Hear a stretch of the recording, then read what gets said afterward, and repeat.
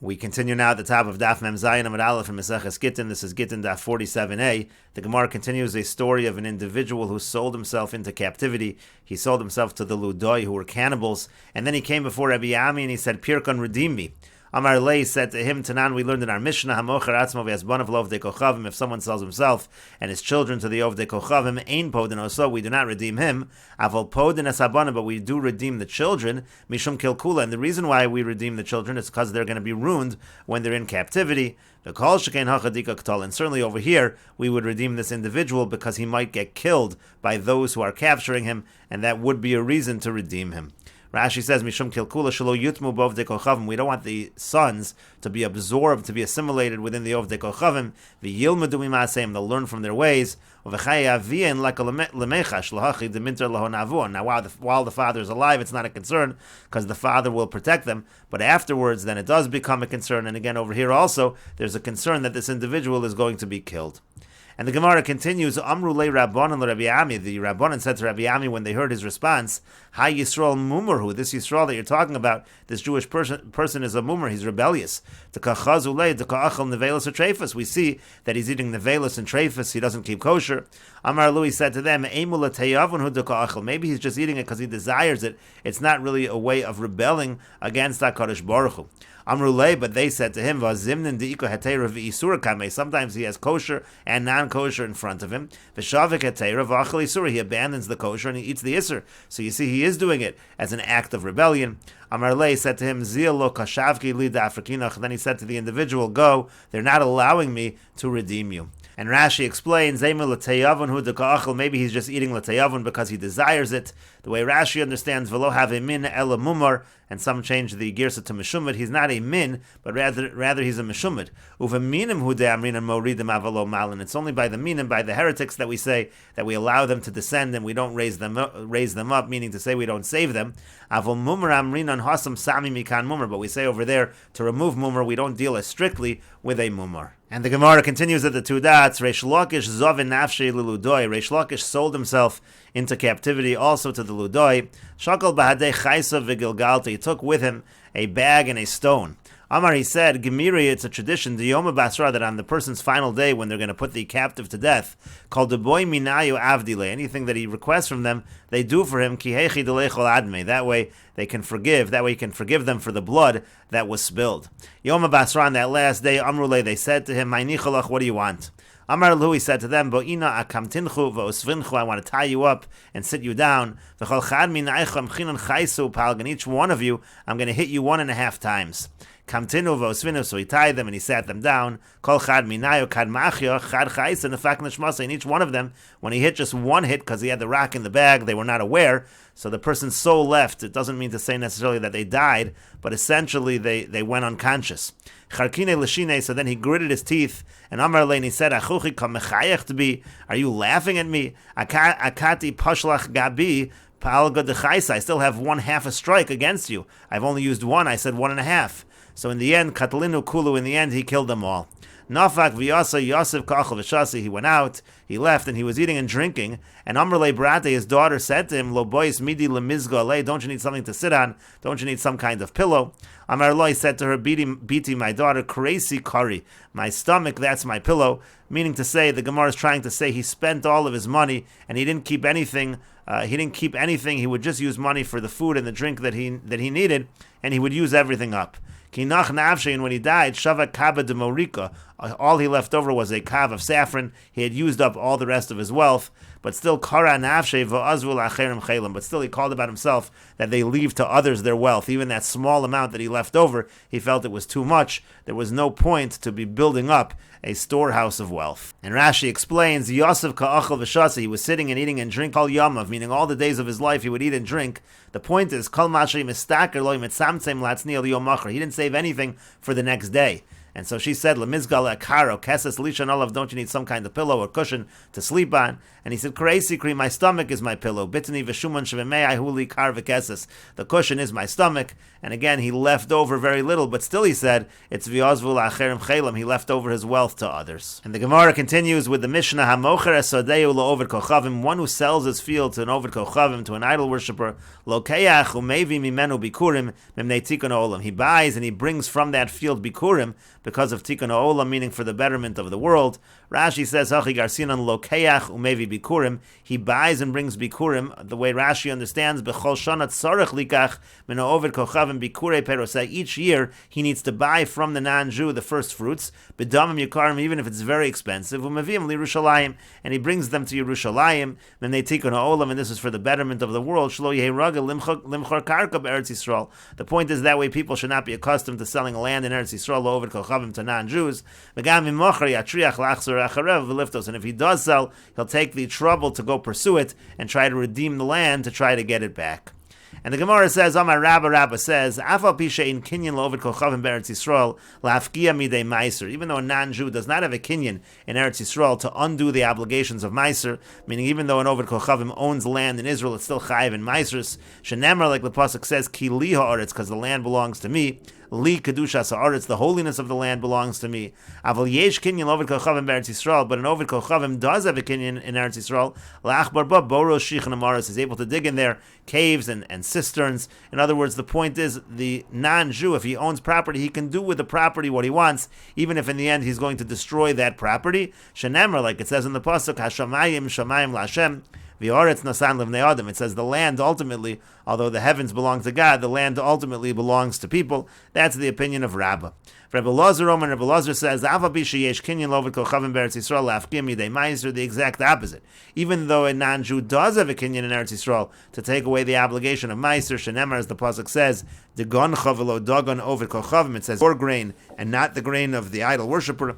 But a non-Jew does not have a kinyan in Eretz Yisrael, that he's allowed to just dig pits and caves and cisterns. Shenemar, like the pasuk says, the land belongs to God. The non-Jew is not allowed to just destroy the land of Eretz Yisrael. And the Gemara continues, what are they arguing about? Marsavar, one holds degoncha. Again, the pasuk says degoncha, your grain, v'lo dagan ovid kochavim. It's the grain if it's the grain of an ovid kochavim, it's not obligated in maasros. Marsavar, but the other one holds diguncha. The way you read it is diguncha, meaning when you finish the grain, that's the process that you take the grain to the threshing floor and pile it up. V'lo digun ovid kochavim, but that doesn't apply if the ovid kochavim is the one that does that. And Rashi explains, Digun chavelo digun shalovid kochavim, shemerchan ovid kochavim, meaning if the ovid kochavim is going to process the grain, vehein shalo b'shas meiruach, and it belongs to him at that time, shu gemar malachtan, that's the gemar malacha, when you finish processing it, lemaiser meiruach ovid kochavim potron, the fact that the non-Jew did that, that makes it potter from meiser, ve'afilu lochan miyisrael b'shibolin, even if he bought it from the Jew when it was in its stalks, avolim igdilu bekarka ovid kochavim, but let's say the other way around, let's say it grew in the land was owned by a non-Jew, V'lachan Yisrael b'shibolin, and then the Yisrael bought it as stalks, umerchan, and then he finishes off, he processes it, chayavin v'meiser, then it is chayav and meiser. The karka Eretz Yisrael biyad over kochavim, the fact that the land of Eretz Yisrael was owned by the non-Jew, lo hufka kedusha, so that doesn't take away the kedusha. And the Gemara continues, Amar Rabba says, from where can I show you a source that if a non-Jew owes land in Eretz Yisrael, it's still chayiv and meiser? Tetanan, as we learned in the Mishnah, haleket v'ashicha v'apeya shel ovid kochavim, chayavin v'meiser. The leket, shicha, and pay of an ovid kochavim, that is chayiv and meiser, ela imkein hifker, unless he made it ownerless. And the Gemara says, hey chidami, what exactly is the case over here? Ilema de Yisrael, if you're going to say that we're talking about where a Jew owns the land, and he left leket, shicha, and peya, v'liktinu ovid kochavim, and then the ovid kochavim, he's the one that ended up collecting that leket, shicha, and peya. Ela imkein hifker, so what does it mean unless he made it hefker? Hamifkeri v'kaimi, it was made hefker, this was designated as leket, shicha, and peya, and it certainly is not going to be chayiv and meiser, it's already been made hefker.